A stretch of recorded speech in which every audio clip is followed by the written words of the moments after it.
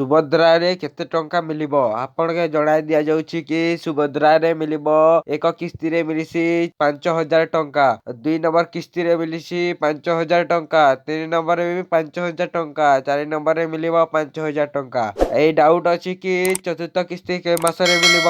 ଆଉ ବି କହିଦଉଛି କି ଚତୁର୍ଥ କିସ୍ତି ପଇସା ମିଳିବ ମାର୍ଚ୍ଚ 8 ତାରିଖରେ। ହଁ ଦର୍ଶକ ବନ୍ଧୁ, ଆପଣ ଠିକ ଶୁଣିଛନ୍ତି, ମାର୍ଚ୍ଚ 8 ତାରିଖରେ ମିଳିବ ଚତୁର୍ଥ କିସ୍ତିର ପଇସା। ଆଉ ଯୋଉମାନେ 1 ନମ୍ବର କିସ୍ତି, 2 ନମ୍ବର କିସ୍ତି, 3 ନମ୍ବର କିସ୍ତି ପାଇ ଯାଇଛନ୍ ସେମାନଙ୍କୁ ମିଳିବ 5,000 ଟଙ୍କା ଚତୁର୍ଥ କିସ୍ତିରେ। ଆଉ ଯେଉଁମାନେ 3 ନମ୍ବର କିସ୍ତି ନାହିଁ ପାଇ ସେମାନଙ୍କୁ ମିଳିବ 10,000 ଟଙ୍କା ମିଳିବ ଚତୁର୍ଥ କିସ୍ତିରେ। ଆପଣମାନଙ୍କୁ ଜଣାଇ ଦିଆଯାଉଛି କି ଏଇଟା କହିଛନ୍ତି ଶ୍ରୀମତୀ ପ୍ରଭାତୀ ପରିଡ଼ା। ସେମାନେ କହିଛନ୍ତି କି ସୁଭଦ୍ରା ଯୋଜନାର ଚତୁର୍ଥ କିସ୍ତି ମାର୍ଚ୍ଚ 8 ତାରିଖରେ ମିଳିବ। ଆପଣଙ୍କୁ ଜଣାଇ ଦିଆଯାଉଛି। ଆଉ ଆପଣଙ୍କୁ କହିଦଉଛି କି ମାର୍ଚ୍ଚ 8 ତାରିଖ ପରେ ଆପଣ ଆଧାର ଲିଙ୍କ କରିଦଉ ନା ଆଧାର ଯେନ୍ତା କିଛି ଡାଉଟ୍ ହେବା ନାହିଁ ର। ଆପଣଙ୍କୁ ଜଣା ଦିଆଯାଉଛି KYC କରି ପକନ୍, ଆଧାର ଲିଙ୍କ ଠିକ କରି ପକନ୍। ଆପଣ ଏଇଟା ଅର୍ଥାତ୍ ଏଇଟା ଆପଣ କରି ନାଇଁ ପାରିଲେ ଭୁଲ ହେଇଗଲା। ଆପଣ ଆଧାର ଲିଙ୍କ KYC କରି ନାଇଁ ପାରିଲେ ବେଲେ ଆପଣଙ୍କର ବ୍ୟାଙ୍କ ଯାଇବରି 5,000 ଟଙ୍କା। ମୁଁ ଏଇଟା ସାବଧାନ କରି ପକଉଛି ଆପଣଙ୍କୁ। ଆପଣ ଜଣା ଦିଆଯାଉଛି କି 5,000 ଟଙ୍କା ମିଳିବ ନାହିଁ।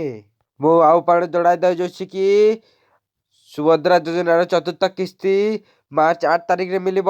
ଆପଣଙ୍କୁ ଜଣାଇ ଦିଆଯାଉଛି। ଆଉ ଆପଣ 1, 2, 3 କିସ୍ତି ମିଳିଯାଇଛି ବେଲେ ଚତୁର୍ଥ କିସ୍ତିରେ ମିଳିବ 5,000 ଟଙ୍କା। ଆଉ 3 ନମ୍ବର କିସ୍ତି ନାହିଁ ମିଳି ବେଲେ ହେଥିରେ ମିଳିବ ସାଙ୍ଗେ 10,000 ଟଙ୍କା କି ଏକ ଦିନେ ମିଳିବ 1,000 ଟଙ୍କା, 2ଟି କିସ୍ତି। ଆଉ ମୁଇଁ ଜଣାଇ ଦଉଛେ କି ଚତୁର୍ଥ କିସ୍ତି କେଇ ଦିନରେ ଅଛି। ମୁଇଁ ଆପଣଙ୍କୁ କହିଦଉଛି କି ଚତୁର୍ଥ କିସ୍ତି ମହିଳା ଦିବସରେ ଅଛି। ମୁଇଁ ଆପଣଙ୍କୁ ଜଣାଇ ଦଉଛି କି ମହିଳା ଦିବସରେ ଅଛି ଚତୁର୍ଥ କିସ୍ତିର ପଇସା। ଚତୁର୍ଥ କିସ୍ତିର ପଇସା ମିଳିବ ମହିଳା ଦିବସରେ। 8 ତାରିଖ ମାର୍ଚ୍ଚ 8 ତାରିଖରେ ମିଳିବ ମହିଳା ଦିବସରେ 5,000 ଟଙ୍କା ଚତୁର୍ଥ କିସ୍ତିର ପଇସା।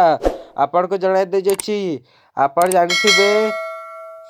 ଜାଣିଯାଇଥିବେ ଏଥିକାଜି ମୁଇଁ ଆଜି ଆଶା କରୁଛି ଆପଣ ଜାଣି ଯାଇଥିବେ। ମୁଇଁ ଆପଣଙ୍କୁ ଧନ୍ୟବାଦ ଦଉଛେ ଆରୁ ଯାଉଛେ।